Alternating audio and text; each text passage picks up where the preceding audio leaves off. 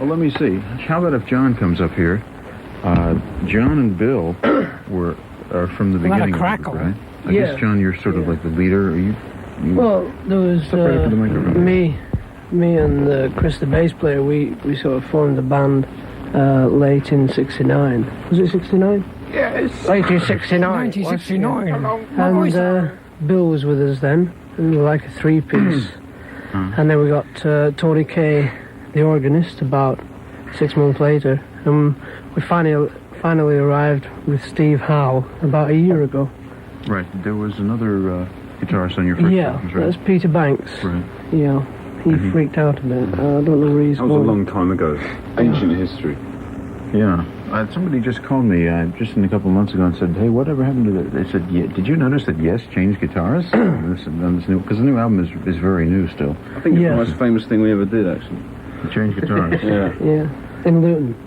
And Peter Banks just kind of disappeared. Peter was a very good guitarist. We didn't seem to get on with him too well, and we seemed to lose contact with him musically and finally mentally, if you like.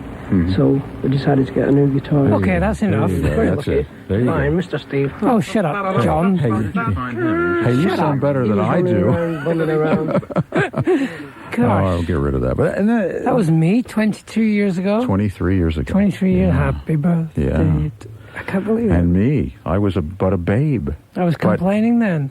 But, I was into this group, Yes, from the first record, and then the second record, and then the third one really was the big change, the Yes album. Yeah. And then finally you came and toured, and you opened for Jethro Tull that night, and we hung out, and I've been chasing you around ever since, John. You'll never catch us, that's for sure, Ed. But it is, I must say, you probably, record executives have probably cast you an odd glance every now and then, and radio executives have cast me the same odd glance. So I kind of understand. There's a word. We are perennial.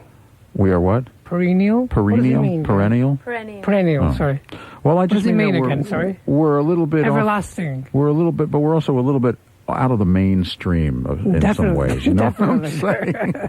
And I've had to endure that, but it's been rewarding because I've spent several hundred nights watching you guys play live over the years in various forms, and that was you. That was me, and flying. And in fact, we played some of Topographic, which we were talking about. I mean, do you remember the night that I do? But I don't know if you remember the night that my wife and I came over to England, and we came to Morgan Studios. Yeah. And we saw you kind of mixing side 2 or something of Topographic. I had those cardboard cutouts of cows and chickens and trees. And Rick was I wanted to do the album in the country, you see. Really? And the rest of the guys, it's true. It's a true story.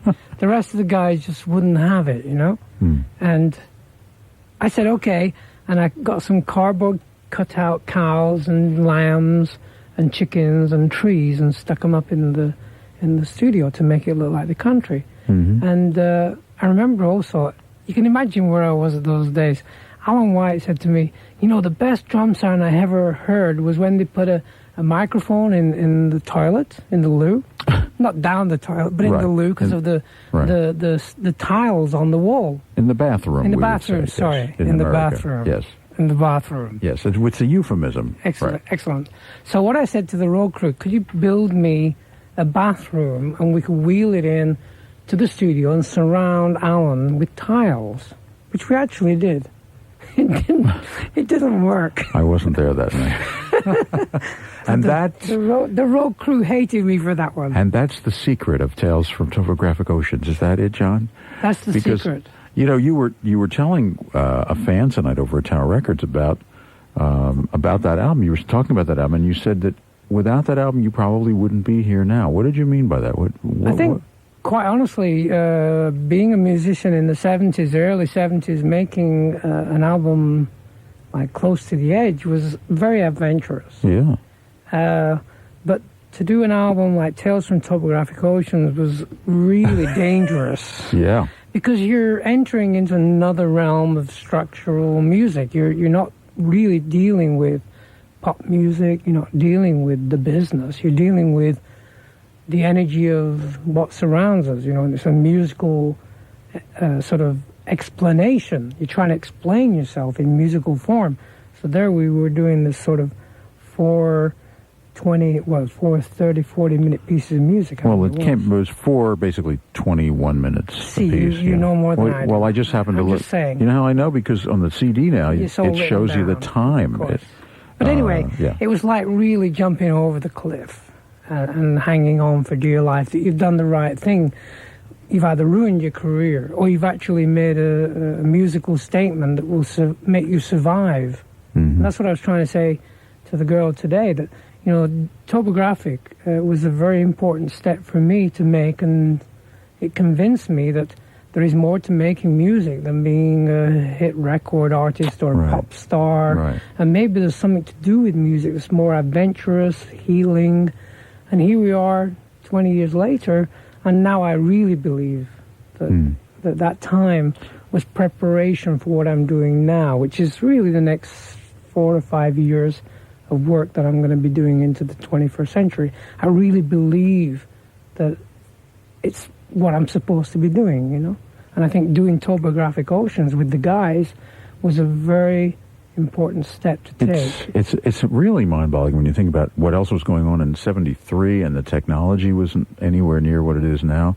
And yet you came up with... Was it intended to be that kind of 4-sided epic thing, or did you start with individual songs and No, it parts? was always a double album. Yeah. It was always a double album of music without really holding back.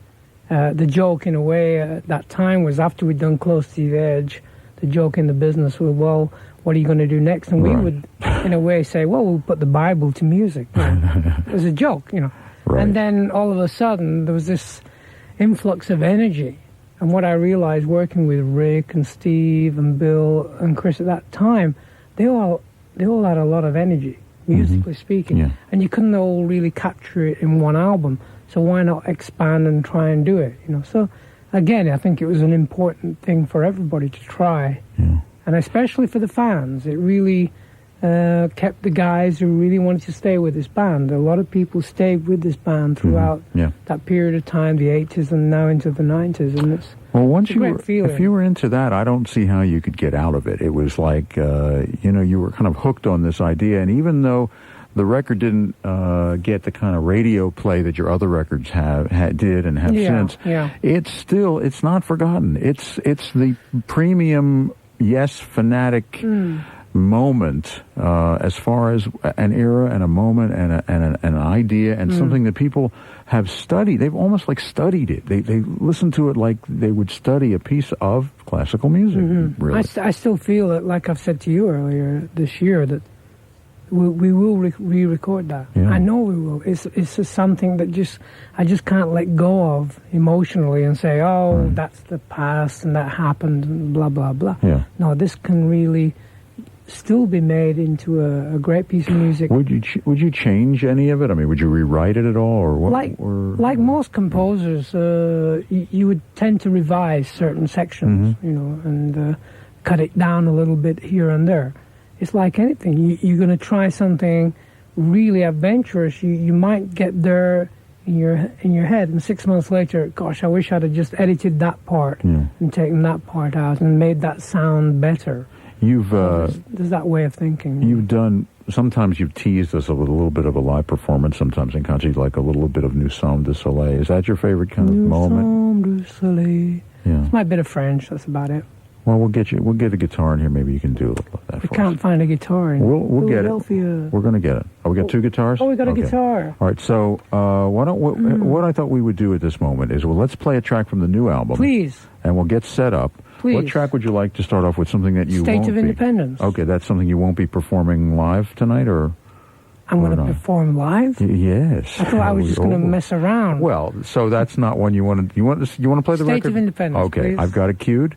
Where'd the song originally come from? You did it with Vangelis, right? We recorded this in 1982 in Paris, and it's one of my favorite songs with Vangelis. You wrote it with Vangelis? Yeah. Yeah. And last year I got together with the orchestra, the London Chamber Orchestra, and it was great to do the arrangement that we've done for this, because it's a little more orchestral, obviously, and very sort of different than the original recording, and it's very, very light and free, and it works very nice. Probably of all your songs, this is probably the most covered song that you've written. In other words, more other artists have recorded this. Yeah. Why do you think that is of all the songs you've written? You got me there. Bad Management. Because Donna Summer did it. Bad Management from the other songs, right?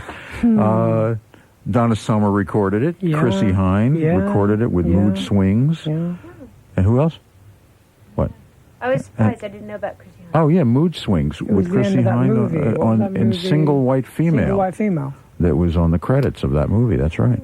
And but it's a song that I've always loved to sing, just naturally. You know, I did a tour of South America last year on my own. I went down South America, and the first song was State of Independence. It was just important to do it. I mentioned Donna Summer. It's a very soulful song, and a lot of times people don't think of you or Yes and what they call art rock or progressive rock as being in any way soulful, and I don't understand that, because to me it's the most soulful music that I've ever experienced. So yeah, it has that energy there. Weird. It's really good. Okay, let's do State of Independence. This is from John Anderson's new album called Change We Must. It's out on Angel Records. We will take your calls tonight. You know the numbers, 263-8933, in New Jersey, 590-8933, and in Delaware, 762-8933. Also, we have a beautiful relayer lithograph from Musicom International to give away this evening. We'll have to figure out a way to give it away on the air, over the phone. We will do that, and we'll hear some live music and all of that stuff. It's all coming up on the Classic Cafe, 93.3 WMMR Philadelphia. And there's Hearts, the new version from John Anderson's brand new CD called Change We Must, just out on Angel Records, available at your local record retailer, right, John? Local record retailer. You wouldn't mind if they bought it, mind you, but not for the money, because you want them to enjoy the music. Yeah, one of the things that happens about 3 years ago, I was invited to Spain to sing Hearts in Spanish. This is why the whole project started, really. Would that be Corazones? Yeah, that was Corazones. Right. You got it. And it was frightening to sing the whole song in Spanish, I got to tell you. Did you write the words, or somebody wrote? No, somebody came along and taught me the words, and I actually did it live on television. It was kind of frightening as well, but it worked. And that was the idea of getting the idea of working with the orchestra, the London Chamber Orchestra, because they were involved in the production. So that was really kind of nice to see something coming out of really just a one-spot idea on TV. It just worked very nicely. So the idea to work with the London Chamber Orchestra came through 3 years ago, and eventually we got the record out now. Yeah, and you told me on the phone it didn't take long to record. Once you got it together, it was only just a few days actually. Not really. Recording, right? You spend 10 days preparation and 10 days sort of coordinating all the arrangements, and then 3 days recording. Yeah.